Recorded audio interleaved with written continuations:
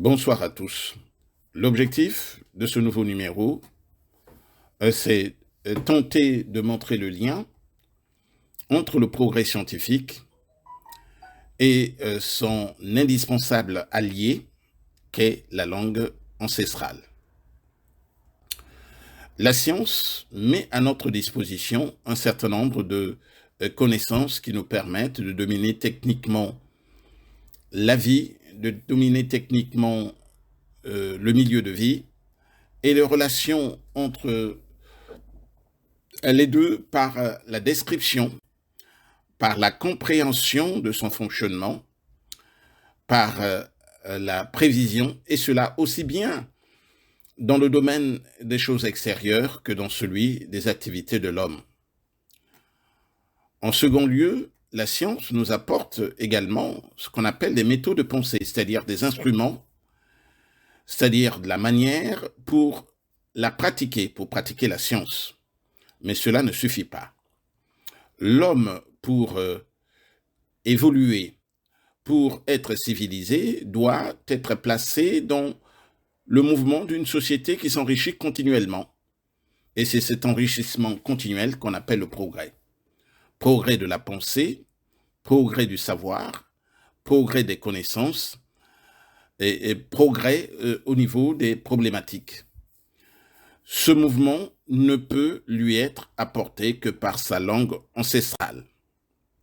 Et c'est la raison pour laquelle, dans tous les pays où la science et les techniques se sont développées, le progrès des langues ancestrales a assuré le progrès de la science qui, à son tour, a assuré le progrès de l'art d'instruire qui eux-mêmes ont accéléré ensuite ceux des sciences. Et cette influence réciproque de la langue et des sciences, dont l'action se renouvelle sans cesse, doit être placée au nombre des causes les plus actives, les plus puissantes du perfectionnement de l'espèce humaine. On a pu ainsi démontrer, expliquer dans le bassin méditerranéen, autour de l'Empire grec, que si le progrès des Grecs avait été perdu pour certaines nations, eh ben, elle avait été perdue en raison du défaut de communication entre les peuples. Cela avait d'ores et déjà établi l'importance de la langue dans le processus de transmission, de transfert des connaissances au sein de la société. L'expérience intérieure et l'expérience extérieure, ces expériences ne peuvent parvenir à notre conscience qu'après avoir trouvé un chemin.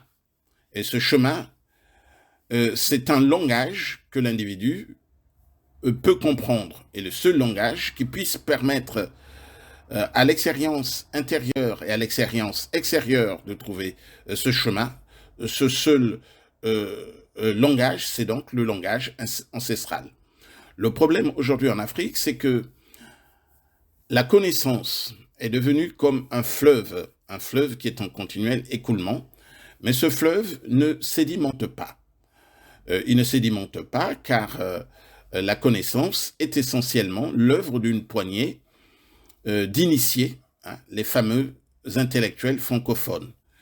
De ce fait, l'absence d'une langue ne permet pas de capitaliser les connaissances au cours de l'évolution individuelle de chacun d'entre nous et entre les générations.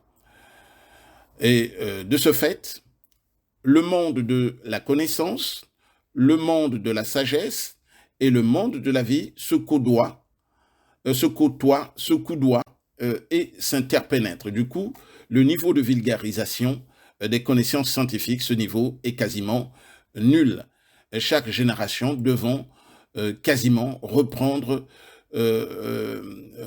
les connaissances à zéro. Et par conséquent, la transmission intergénérationnelle de la connaissance, cette transmission, elle est faible, pour ne pas dire nulle. En définitive, les valeurs, les connaissances ne s'accumulent pas, aucune génération ne transmet ses lumières, ce que seule la langue ancestrale aurait pu permettre d'offrir aisément. Or, c'est cette condition, c'est la condition pour que chaque génération devienne meilleure et qu'à son tour, elle contribue au perfectionnement de la société. Au final, la langue française a acquis une puissance non seulement sur nos actions extérieures, mais aussi sur nos mouvements intérieurs, sur nos pensées, sur nos jugements. Ce pouvoir empêche toute forme d'autonomie, empêche toute forme de liberté, toute forme d'originalité, toute forme de jugement. Autrement dit, ce n'est plus nous qui vivons et jugeons dans la société du fait de la langue française, mais c'est la France, au travers donc de la langue française, qui pense en nous et qui pense pour nous. Nous sommes alors en quelque sorte dispensés de toute recherche de la vérité du fait de l'inaccessibilité de cette pensée qui s'exprime dans une langue qui n'est pas la nôtre. Et la vérité nous est donc, au final, glissée dans la main, un peu comme une pièce de monnaie déjà gravée, ce qui n'est pas sans nous rappeler le franc CFA. Je terminerai ce numéro par une question. Quels sont les meilleurs constitutionnalistes? Quels sont les meilleurs interprètes des constitutions des pays africains? Eh bien, la réponse, elle tient en deux mots, les Français.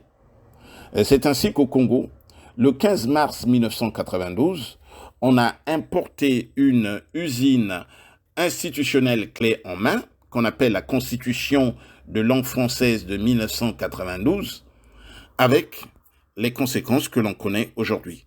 Je vous remercie et à très bientôt.